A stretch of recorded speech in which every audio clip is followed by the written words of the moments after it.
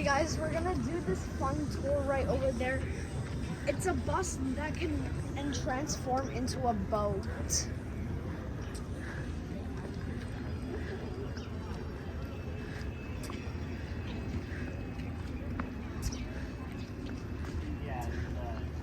get the tickets.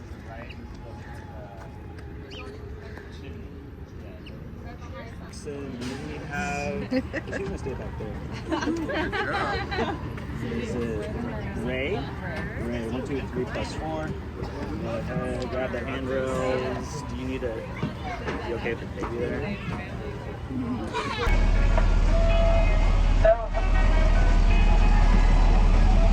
Gonna ride right now.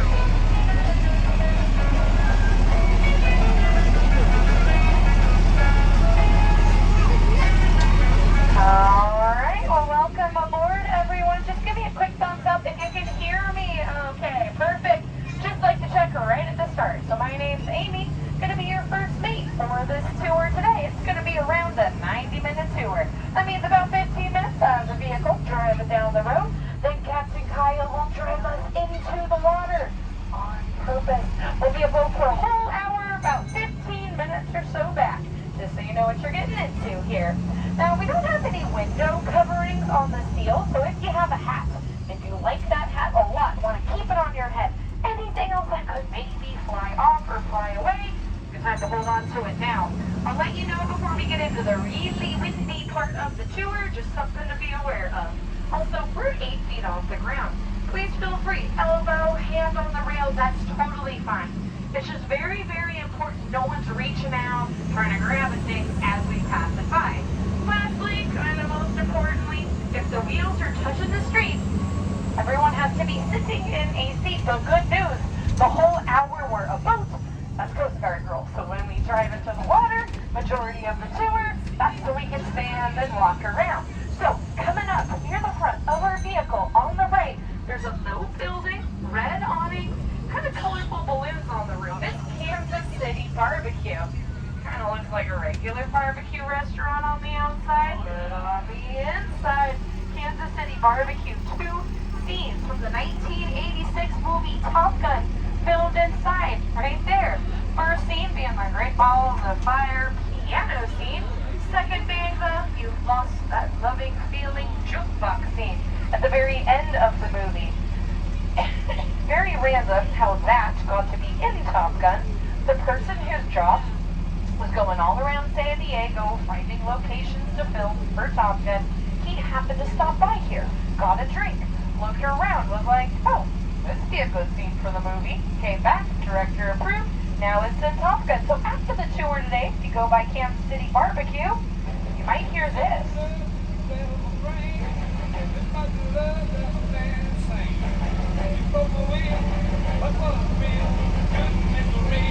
They moved. They couldn't take their big, heavy jail cell with them. They left it behind, turning part of it into a free exhibit.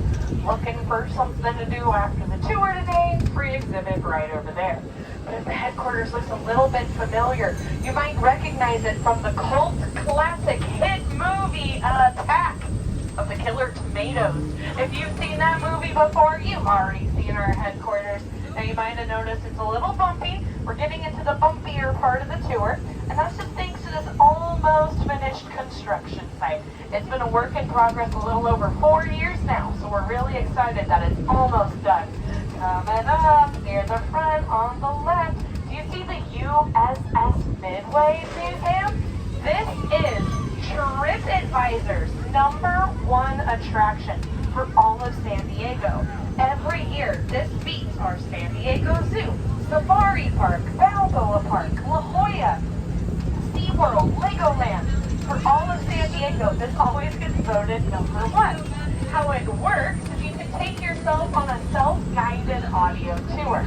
You can see everything on board, but good idea to wear comfortable shoes because it's a lot of walking, and some of those ladders, stairs, they can be a little steep. All right, hang on back row. This is going to be our first really big bump of the tour right about now. 2 more to go. Over on the left, beautiful view of our San Diego Bay. That's where Captain Kyle will be driving us into the water. Very, very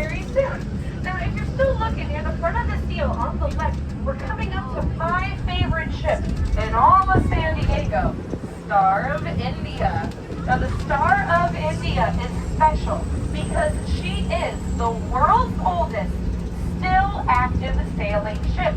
This boat was put into the water 5 days before President Abraham Lincoln gave his Gettysburg Address, November 1863. The Star of India went out sailing 2 years ago for her 160th birthday.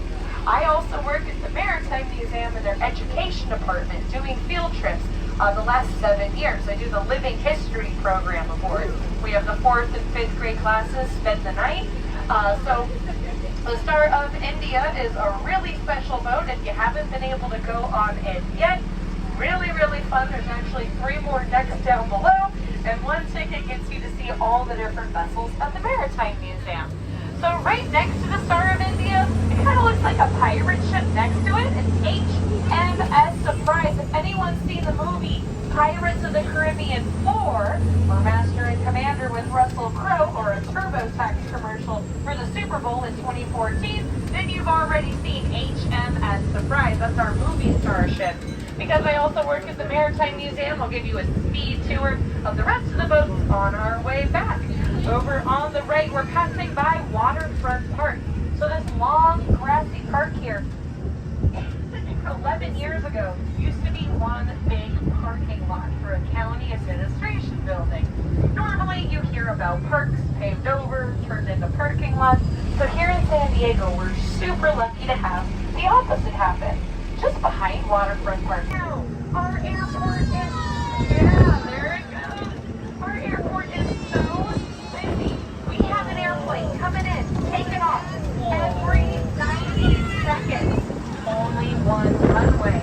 So if it's a little tiny private jet or a big Delta airplane, all those pilots have to wait their turn before using it here. Second, when the Navy first wanted to build bases around the bay, they couldn't. San Diego Bay was too shallow, so they dig down the middle, making an underwater canyon at 55 feet deep. They have all that dredging, everything they dug up from the bottom, pile it up on top of each other, so they created Shelter Island, where we are right now.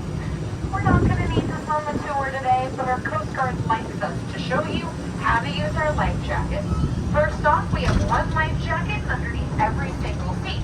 If you're in the very, very last row, they're right above your head. And those on board under 90 pounds, I got a few of you today. I got a big box up front by me, just for you.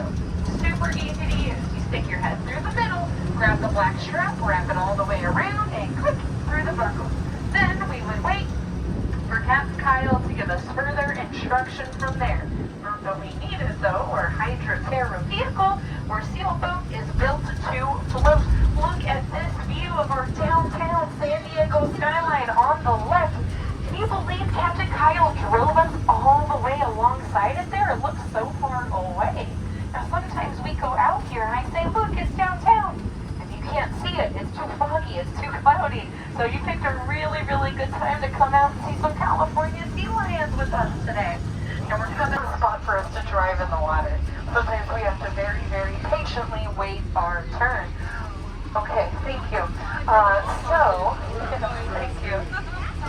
As we come around the corner here. Okay. I'll talk about for the culture. The building up there. All right, so as we come around the corner here, we'll just wait for our captain to find a good spot to drive us on in.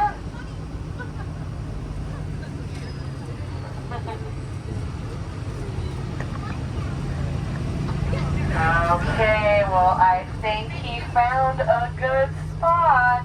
So in we go.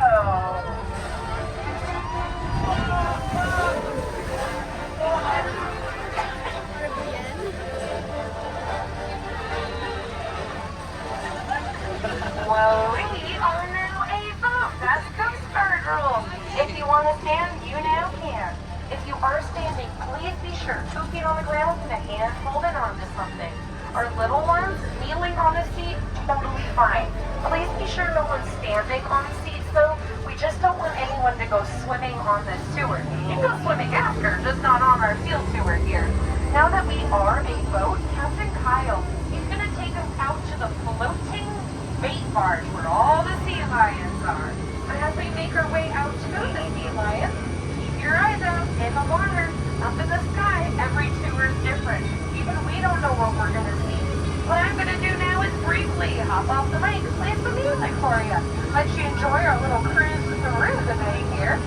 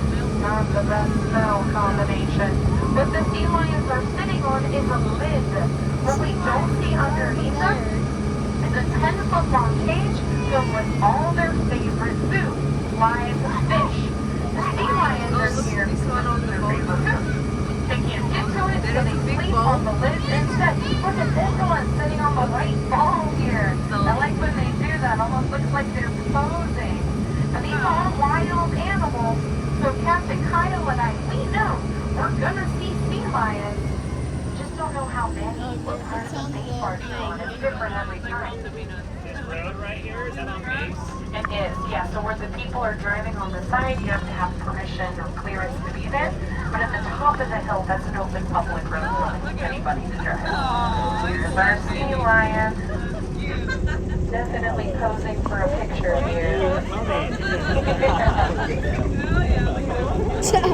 That one is. That thing looks like a Statue of Liberty. See where that lid got moved. Hey. Can I take turns on that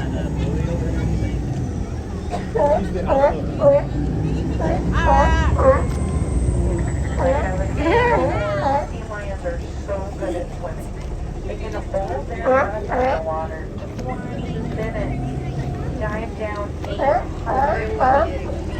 This is the male here. No, not. The males are usually fatter than the females. Yeah, pretty strong still now, but they're trying to figure it out. It's a little hard to beat here. Is that like their fecal matter? It's a combination of their wet bird poop, and then cages and cages and cages of fish all in one spot. So if we were here to buy fish, we'd have to chase the sea lions out of the over the lid, put the big fish, bring the fish up that way. But also, if you go to Sequoia, you'll get that same smell. Is this the public bait? It is. So this is the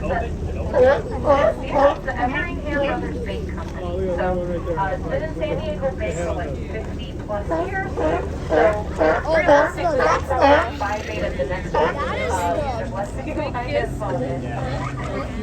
Hey, over here. Big guy. So we're big male sea Oh my lions. god, yeah, that's Are so 8 feet long. weigh over 800 pounds. Oh, fighting!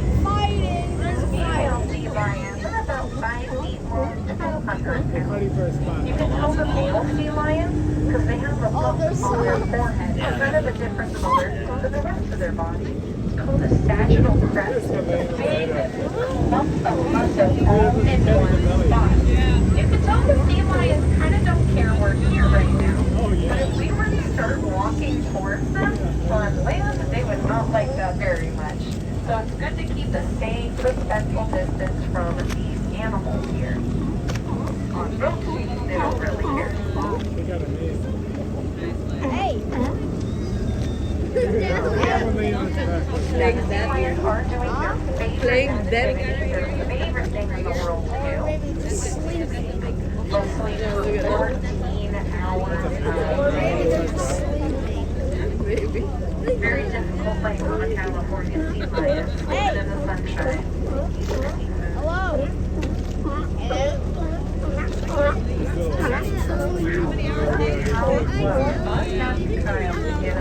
California sea lions. There must be 1 to 2 million of them. And the ocean is super dark and shiny. Oh, there's our gull and puppy. The darker and shinier they are, their fur is wet. So big puppy. Any mangy little sea lions, like they're missing fur in some places. They're just half wet, half dry. They got flesh. They were too lazy to move, and the fur dried unevenly. We're gonna keep coming. Those are egrets. The big ones are called greater egrets. The tiny ones are snowy egrets. Now all the birds are here because they all have something in common. They have long necks, long sharp beaks. They can all reach down and catch the fish in the cages. Except for the seagulls. They have short necks and stubby beaks. The seagulls can't swim underwater. The seagulls are here to be bird bullies. They wait for the egret, the heron, the cormorant, any other bird to catch a fish. Then the seagulls will come and knock it out of the beak and eat it themselves. They're pretty good at it too. The gray birds, they kind of look like the egrets. They're just a little grayer. Are great blue herons.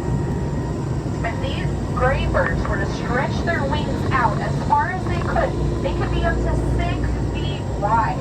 So they're actually really big. It's just kind of hard to tell. They scrunch into themselves. Now that we've reached the end of the big park, we'll pull it around so the other side can see. Look at all this open, empty space. Those sea lions could spread out. Everyone has their own spot.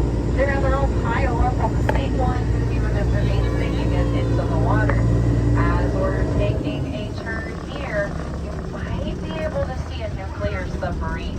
If you're looking across the water, there's a bright yellow and black crane. Do you see it right there? The big yellow and black crane. Directly behind it is a nuclear sub. You can see some of those kind of like antennas coming off of it there. So if you're looking at the yellow and black crane, it's directly behind it. You can mostly see like the antennas of the conning tower. This is the Navy's Ballast Point submarine base. This is where they work on all different classes of nuclear subs. If you're not able to see it, kind of done intentionally, they don't want to advertise, hey, come look at our submarine. So they purposely make it a little hard to spot. And if you're looking kind of towards the back of our seal, that faint landmass on the horizon is Mexico. We're not always able to see Mexico on our tours. So you're just coming out on a really, really nice, clear day. And also trying to get out of the way so other people can see. Woo! Wow, they got 2, I think. Wow. You think 3, maybe? I saw 2 jumping, so there might be a 3rd one. How cool is that? So if you see the trainers make a big check with their hands, that's how they ask them to jump.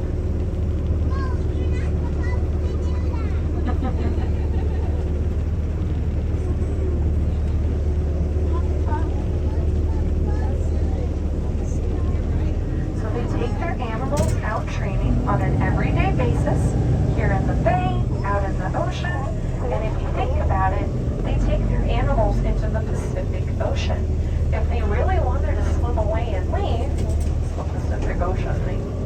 actually put a leash on a dolphin or a fence in the ocean. So they form really strong bonds with their animals here. Captain Kyle and I, our boss actually retired from being a Navy dolphin trainer. So he told us a lot of stories of them taking the animals out. They take off. I mean, you can try to look for a dolphin in the ocean, but it's like a needle in a haystack. Usually like a week or two would go by and the dolphin just returns back. There's like a joke that they get the military benefits, so they get their teeth taken care of, all their health, their food, so they're treated very, very well. Especially for the things that the trainers ask them to do. Things like sliding up into a tent so they can transport them a longer distance and they won't get a sunburn. Well, that dolphins essentially teaching themselves. That's something in their brain tells them not to do. They have to build up a lot of trust with their trainer. They literally just kind of look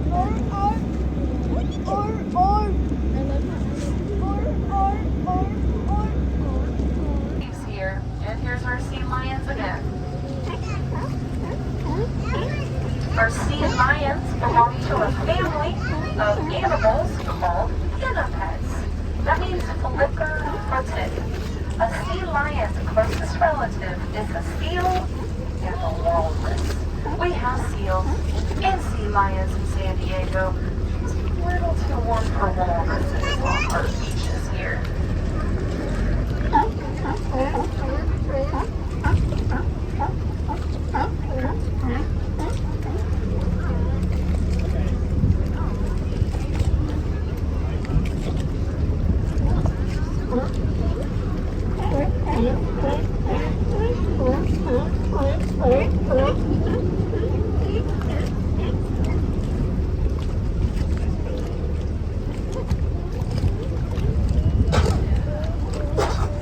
Bless you.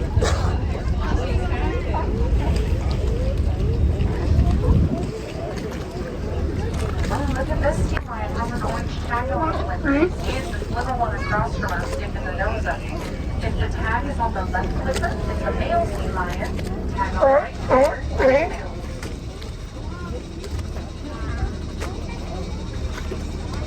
These sea lions are using each other as pillows or beanbag chairs. They love to stay close to each other. You know, Captain Kyle's getting us close enough. If you're able to see the letters and numbers on the tag, if you email NOAA with that info, they can actually tell you why that sea lion was rescued, like what the problem was, and then it's re-release history. So I only found out about that from someone that worked for that industry. So kind of cool. Now's a good time now to get a last picture, a video of our huge group of sea lions. Look at this cake that's to the top of the lid. They all sat on it and broke it. So that should be filled with fish. But they all jumped in, literally fish in a barrel, ate every single one. Oh, my sea lion kind of looks like it's waving from us. Look at this, just scratching his chin there.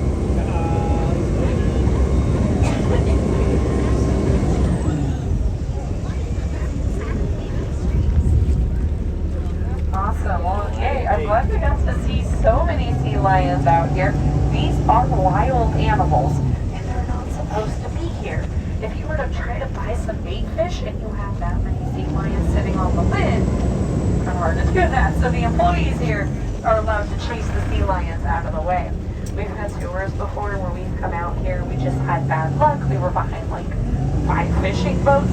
We got here just in time to watch them chase all the sea lions in the water.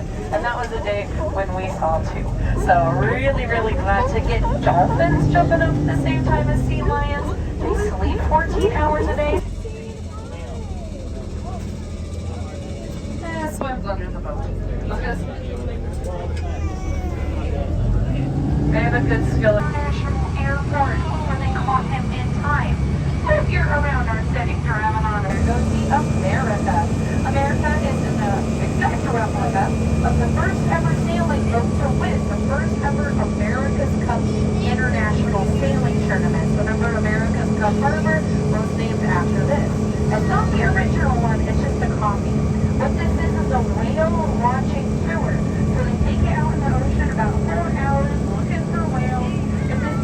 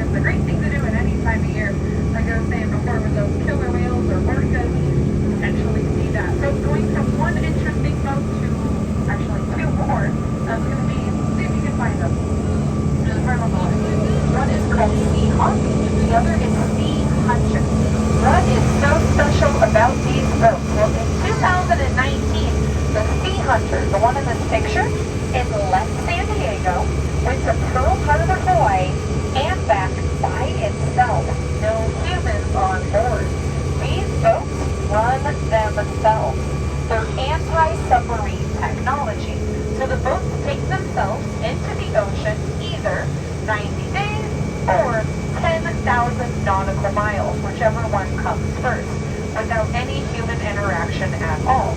The whole time they're in the ocean, all they do is scan, look for submarines, the kind deep down underwater, moving slow, trying not to be found. It's kind of like if you've ever played that board game Battleship with like the coordinates, but in real life. So these boats will find a submarine, they'll contact their human, give the human the coordinates out in the ocean, then they go out and take it over from there. Sea Hunter got so good at finding submarines in 2021, they built the second one, the Sea Hawk, right behind it there. Sea Hawk, Sea Hunter, my microphone cut down so much because I have really strong technology here. It did cost the Navy about $90 million to make these two, but if you think about it, what they otherwise would have to spend year after year after year to have all the ships in the water, all the humans on the ships, all the humans looking for submarines, now they have to move. They can do all of that on their own.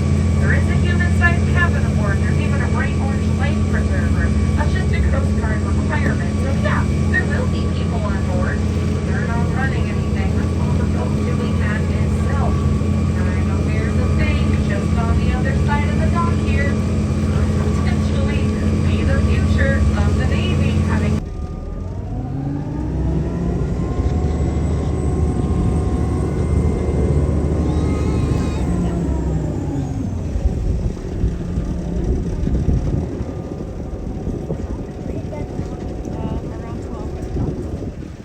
for the people doing this, they're civilians contracted to work for the Navy. So the trainers, the veterinarians, they just serve a contract with the Navy. They're not like formally enlisted, like someone on an aircraft carrier would be.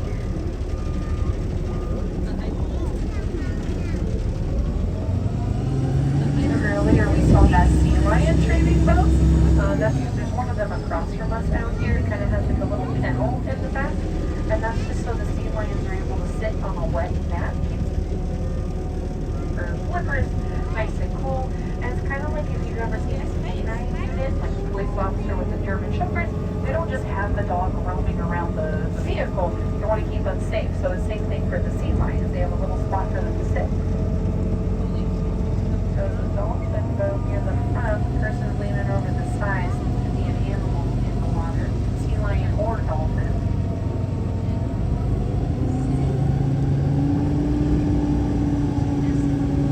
Sometimes we'll see a trainer out here, and it looks like they have a lip. It's like a stick with a rope tied to it. It's like a fly swatter for the seagulls. They're trying to get them to go away so the dolphins can get their well-earned little fishing treat.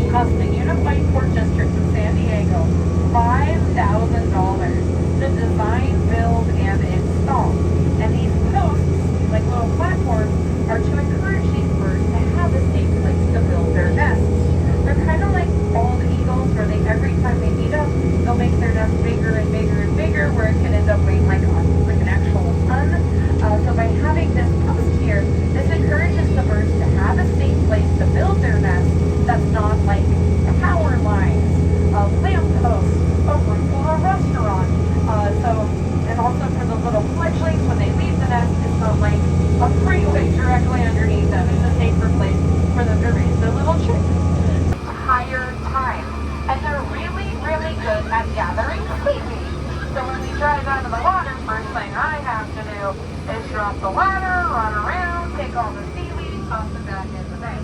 Not going to be the end of the tour, just something to kind of be aware of here. Okay, so here comes our first bump of our cartwheel.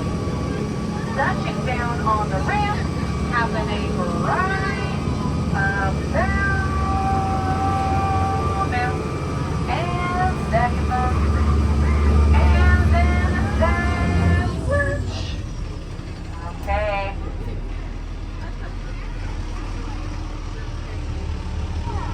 Now Captain Kyle's going to turn us back into a vehicle here using this Captain Magic, and away we go. Now if you thought Captain Kyle did a good job keeping us safe, showing us those dolphins and sea lions, let's give him a quick round of applause. We're very lucky to have Captain Kyle today. He is our employee of the month. He has his own parking spot for the whole month of January. Very big deal for me. Yeah, let's give him a round of applause. Alright, so we're going to make that quick stop. I'm going to drop the ladder, run around, toss the seaweed back in the bay. All we expect from you is to please stay seated, enjoy the scenery. We'll be back on the road and on the tour when we're seaweed free.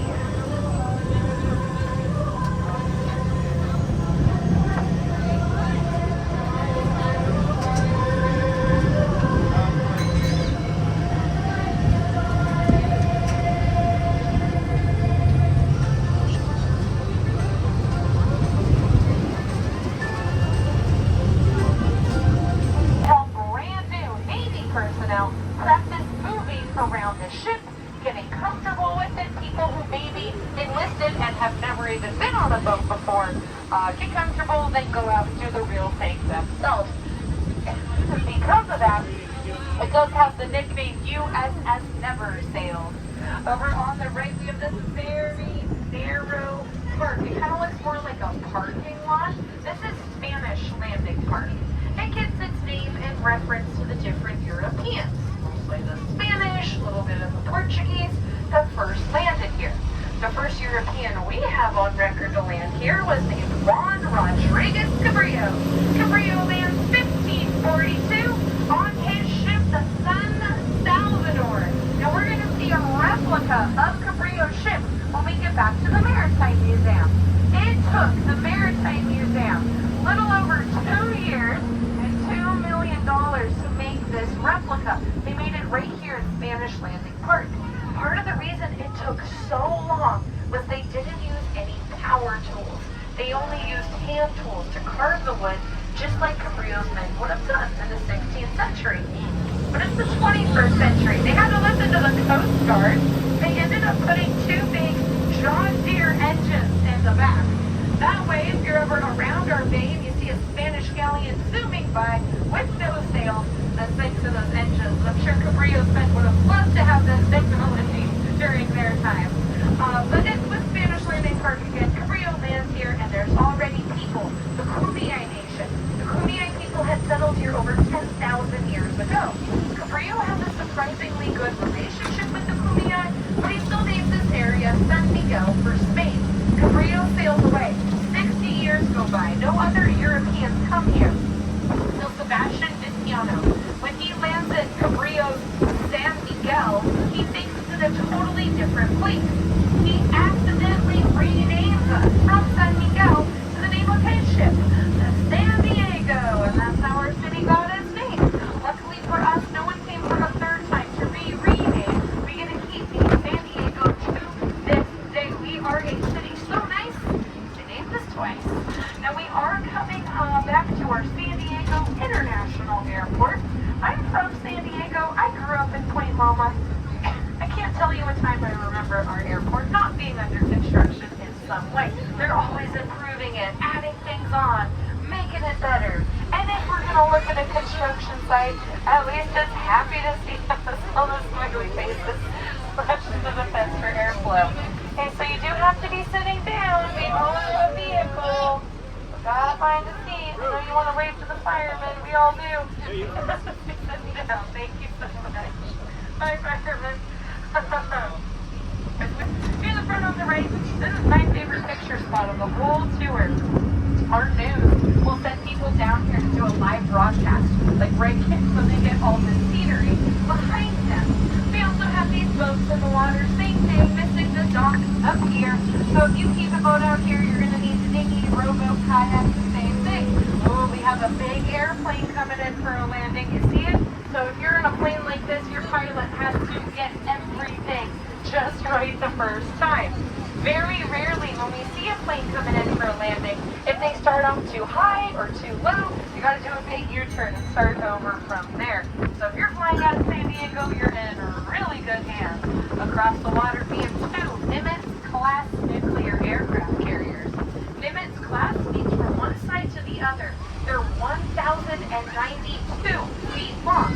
That's a pretty big number, but if you were to put it another way, take the Eiffel Tower in Paris, flip it sideways, lay it on top of our aircraft carriers, ours would be 9 feet longer than the Eiffel Tower. Not really by that much, but I like pointing it out because it gives you a perspective on just how huge our aircraft carriers are. We have 3 that are based in San Diego. USS Abraham Lincoln, Theodore Roosevelt, and Carl Vinson. So we have 2 of the 3 that are in today. There comes the Maritime Museum, where I also work in their education department. Give you a speed tour. That first sailboat with 2 masts is the Californian. That's our state ship.